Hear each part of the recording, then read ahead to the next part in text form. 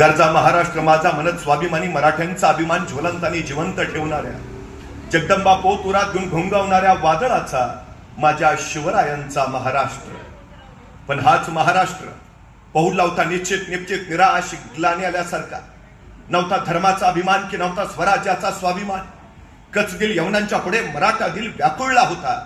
अशाच वेळी घुमला एक विजेचा लोड सह्याद्रीच्या दऱ्याखोऱ्यात, आणि जे झोपले होते ते खडकन जागे झाले, जे जागे होते ते उभे झाले, जे उभे होते ते चालते झाले, चालते होते ते पळते झाले. पळणाऱ्यांच्या खांद्यावर भगवे निशाण आले. हे हिंदवी स्वराज्य व्हावं ही श्रींची इच्छा दौडू लागली. मोहीम फत्तेच्या इशारती उडू लागली. आणि 750 वर्षानंतर महाराष्ट्राच्या मातीमध्ये 32 मनी सुवर्ण सिंहासन उभा राहिलं. स्वराज्य स्थापित झालं. पण याच स्वराज्यानं एक नवा अध्याय लिहिला. जन्मल्यावर इथले आयुष्य सुरू होत नाहीत, मेल्यानंतरच खऱ्या अर्थानं इथले आयुष्य सुरू होतात.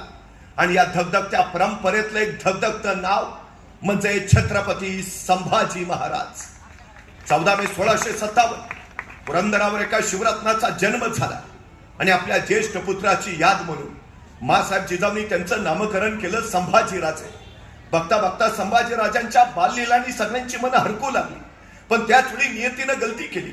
अवघं 2.25 वर्षाचं वय असताना संभाजीराजांच्या मातोश्री सईबाई महाराणी साहेबांचं निधन झालं. डोईवरनं मातृत्वाचं छत्र हरपलं. पिता शिवाजीराजे तर पाठीला मरण बांधून मुलूकभर दौड घेणारे. पित्याची छत्रछाया वाट्याला यावी कशी, अशा वेळी सामने आल्या मासाहेब जिजाऊ.